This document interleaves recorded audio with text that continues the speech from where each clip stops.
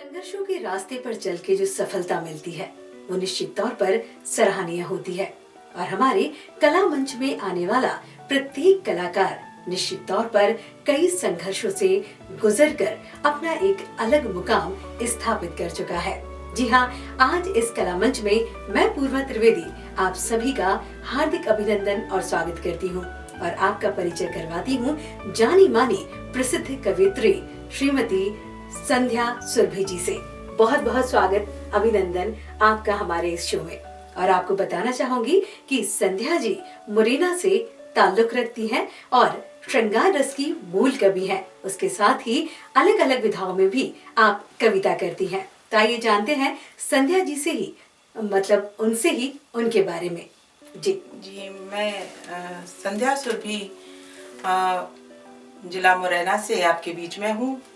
चंबल की भूमि से बहुत चिर परिचित नाम। जी बिल्कुल। और चंबल की भूमि साहित्य के परिप्रेक्ष्य में काफी अच्छा नाम रोशन कर चुकी है। हमारे क्षेत्र के काफी अच्छे कई प्रसिद्ध स्थलों के लिए भी चंबल मुरैना काफी चीजों के लिए भी जाना जाता है। जी हमारे मुरैना में प्रसिद्ध जो आप जो बात कर रहे हैं, तो एक बहुत ही प्राचीन मंदिर है, शिवालय है, शिव मंदिर है कक्कन मठ का, जिसको बताते हैं कि वो लोकल अगर कथाएं देखी जाए तो बताते हैं कि वो भूतों ने बनाया है।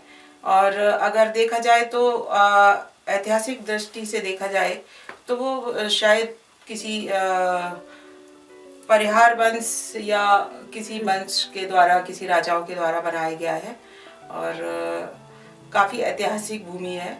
जी। और चंबल का पानी तो आप समझ ही रहे हैं कि किस तरह से जी तो बहुत प्रसिद्ध है। संध्या जी, जैसा कि आप मुरैना से ताल्लुक रखती हैं और श्रृंगार रसी कवि हैं, तो हम चाहते हैं कि कार्यक्रम की शुरुआत ही आपकी दो पंक्तियों से की जाए। जी बिल्कुल। मैं इस राष्ट्र के नाम 4 पंक्तियां समर्पित करती हूँ, सुनिएगा। न भूल पाएगा जमाना ये कहानी आपकी, न भूल पाएगा जमाना ये कहानी आपकी, खौलते हुए लहू की ये रवानी आपकी, गिर पड़े हैं जो धरा पर मात्र रज को चूमनी, गिर पड़े हैं जो धरा पर मात्र रज को चूमनी, है सदा ही धन्य धन्य वो जवानी आपकी। बहुत ही बहुत ही बढ़िया। तो ये आपने जो कविता, मतलब कवित्री आप बनी है, तो हम जानना चाहेंगे कि कैसे इसकी शुरुआत हुई, आपने कहाँ से सफर अपना प्रारंभ किया? देखिए, ये मुझे जो शौक था ये बचपन से ही था। जी। मैं बहुत छोटी थी, मुझे याद नहीं है कि मैं कब से कविताएं लिख रही हूँ। मैंने बहुत सारी रचनाओं का संग्रह कर रखा है जो कि मेरे बचपन में मुझे याद आती गई, जैसे मैं लिखती गई। ये एक लंबा क्रम रहा कि जब से मैं रचनाएं लिख रही हूँ।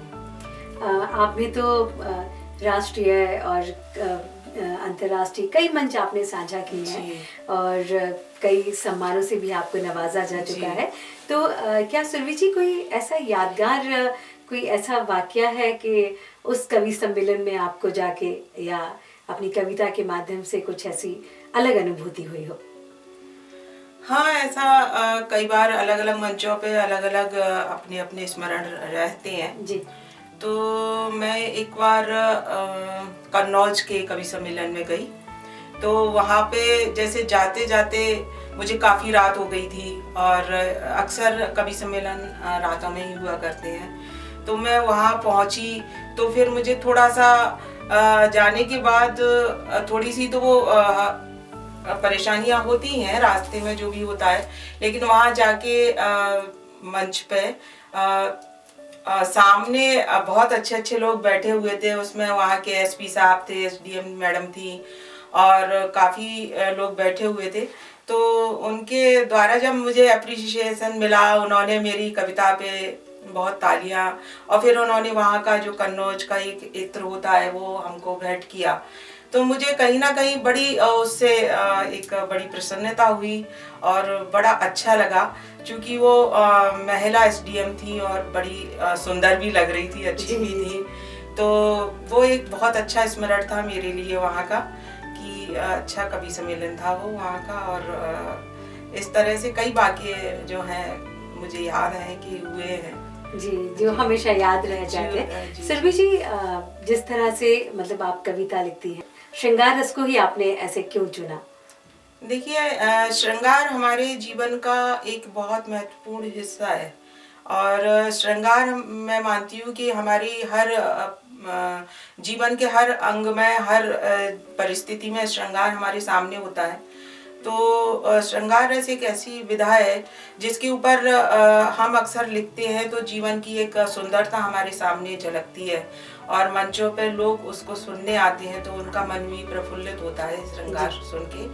तो इसीलिए मैंने सोचा कि मैं श्रृंगार में ही लिखूं, और बचपन से मुझे पता नहीं कि कैसे मुझे श्रृंगार रस का ही शौक रहा। श्रृंगार रस से किस कवि से आप सबसे ज्यादा प्रेरित हुए? श्रृंगार रस के बहुत सारे कवि हैं, और बहुत अच्छी कविताएं जो लिखती हैं, प्रेम की जो कविताएं लिखती हैं, प्रेम के जो गीत गाते हैं, उनमें से एक कवि हमारे जो आजकल बहुत बड़ा जिनका नाम है भाई कुमार विश्वास जी हैं, प्रेम के गीत गाते हैं वो। और मुझे उनको सुन के काफ़ी प्रेरणा लगती है, काफ़ी प्रेरणा महसूस होती है। हाँ, उनकी तो काफ़ी मतलब रचनाएं बहुत ही ज़्यादा प्रसिद्ध हैं। तो मैं चाहूँगी कि आप हमारे दर्शकों को भी चंद लाइनें श्रृंगार रस की सुनाएं। जी, मैं आपको 4 पंक्तियां निवेदित करती हूँ, सुनिएगा। रात रानी भी खिल रही देखो, रात तारों से मिल रही देखो, रात तारों से मिल रही देखो, रात रानी भी खिल रही देखो, उनके आने के ये इशारे हैं, उनके आने के ये इशारे हैं, दो कली गले मिल रही देखो। बहुत बढ़िया, बहुत ही प्यारा लिखती हैं आप और बहुत ही सुरीला गाती भी हैं। सुरभि जी, कवित्री होने के साथ साथ भी आप बहुत सारे क्षेत्रों में काम कर रही हैं।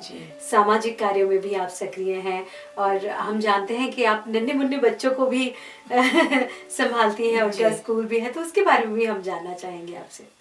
देखिए, मैं सामाजिक क्षेत्र में बहुत विगत 12 वर्षों से सक्रिय हूँ। पहले मैं HIV एड्स में प्रोजेक्ट कोऑर्डिनेटर के रूप में काम करती थी जिला मुरैना में, और उसके बाद मैं NHM की डिस्ट्रिक्ट ट्रेनर हूँ, अभी भी हूँ। NHM की जितनी भी ट्रेनिंग होती है उनमें मैं ट्रेनिंग देने का काम करती हूँ, और बाकी सामाजिक मुद्दों पे, बहुत सारे सामाजिक मुद्दों को लेकर भी मैं काम करती हूँ।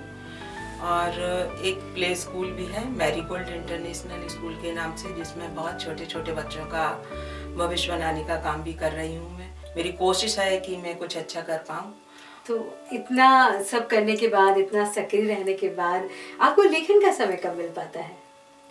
देखिए, लेखन के लिए मुझे नहीं लगता कि कोई विशेष समय की आवश्यकता है, क्योंकि लेखन करने वाला जो व्यक्ति होता है वो लेखन को जीता है, उसकी श्वासों में लेखन चलता है ना। हम कोई भी काम कर रहे होते हैं, जैसे घर का ही कोई काम कर रहे हैं या कहीं भी किसी भी तरह का कोई काम कर रहे हैं, और हमारे भाव आ गए, हमें लगा कि दिमाग में ये सब चीज देख के, सामाजिक विकृतियां देख के या कोई भी चीज देख के, भाव जो हमारे, कलाकार जो है वो कहते हैं बहुत ज्यादा इमोशनल जी, होता है जी, वो, बिल्कुल। और जब किसी चीज को देखता है तो अंदर से भाव जागृत होते हैं। बिल्कुल, तो आपके साथ भी ऐसा होता है कि किसी प्रसंग को देखा बिल्कुल। तो कुछ लिखने का मन कर गया, या बहुत कभी बार ऐसा हुआ है। काम करते करते, या जी। कभी कुछ चीज जी। में सक्रिय रहते घर का रहते? काम करते जी। करते ही बहुत सारी पंक्तियां दिमाग में आती हैं, और जिनको हम तुरंत लिख लेते हैं, कई बार तो विस्मृत भी हो जाती है, भूल भी जाते हैं।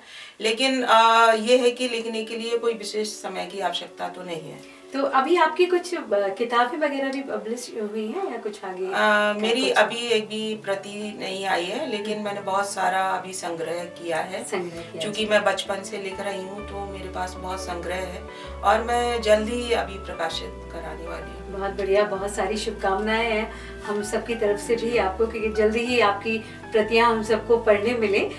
मैं जानना चाहूंगी सुरभि जी कि एक मतलब महिला के लिए मंच पे जाना, लिखना, अपने घर के साथ साथ बाहर के लिए समय निकालना, और फिर इतने ज़्यादा सक्रिय होकर कार्य करना, तो क्या आपको ये चीज़ें कभी बाधक नहीं बनी, या कभी ऐसा नहीं लगा कि नहीं मुझे थोड़ा सा मतलब उतना स्पेस नहीं मिल पा रहा है, या मतलब और ज़्यादा कुछ करना चाहती थी? एक महिला होने के नाते आपने कैसे आपका संघर्ष रहा? ये थोड़ा सा रहता है महिलाओं के लिए कि उनके ऊपर जिम्मेदारियां थोड़ी ज़्यादा अधिक रहती हैं। घर को भी देखना रहता है और बाहर जो अपनी रुचि है उसको करना रहता है, तो दोनों में एक बैलेंस बनाना बड़ा मुश्किल तो होता है। बट अगर अपने अंदर एक हॉबी है अपनी, या अपनी रुचि है जिस क्षेत्र में, और अपन जाना चाहते हैं, तो कहते हैं ना कि प्रकृति भी जी, उसको अगर मतलब ठान लिया मन में तो नामुमकिन कुछ भी नहीं, नामुमकिन कुछ भी नहीं है।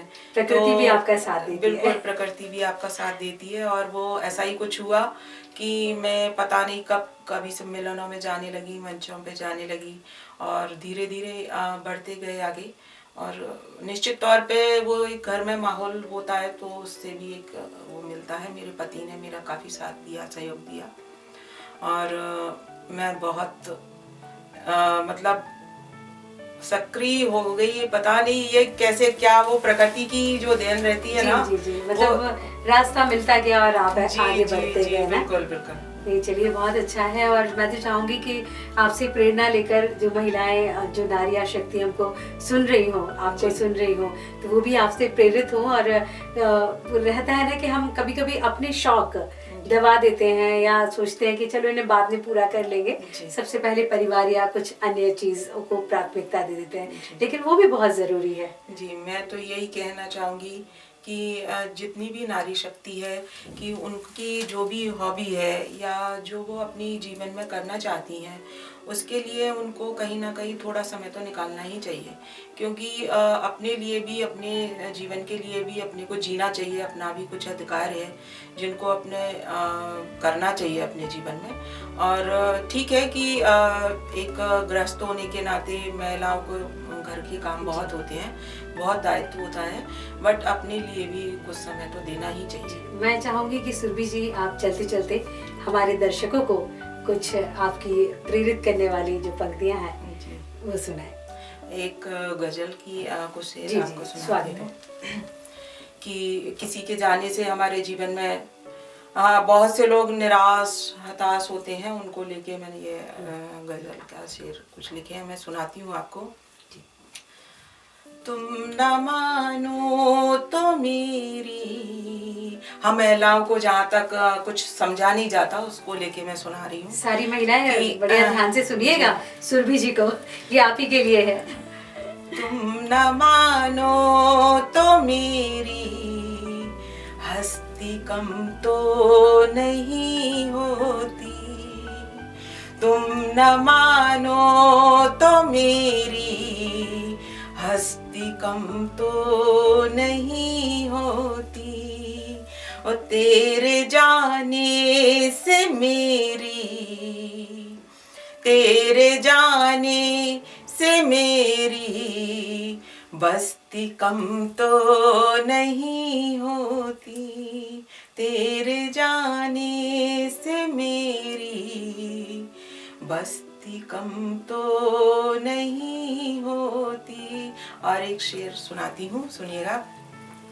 लाख तूफान है मौजों के समंदर के सीने में, लाख तूफान है मौजों के समंदर के सीने में, मारे इस डर के लेकिन, मारे इस डर के लेकिन कश्ती कम तो क्या बात है, नहीं बहुत होती, मारे इस डर के लेकिन कश्ती कम, मारे इस डर के लेकिन कश्ती कम तो नहीं होती। बहुत ही खूबसूरत सुरभि जी, और बहुत प्यारी पंक्तियां थी, बड़ी मोटिवेशनल पंक्तियां थी, और आपको बहुत बहुत धन्यवाद, और आपकी आगे की प्रति के लिए बहुत सारी शुभकामनाएं। आपने आकर हमारे कला मंच की शोभा बढ़ा दी, बहुत बहुत धन्यवाद। आगे भी यूं ही आते रहिए और हमारे दर्शकों तक अपनी बात पहुंचाते रहिए। जी, बहुत बहुत धन्यवाद।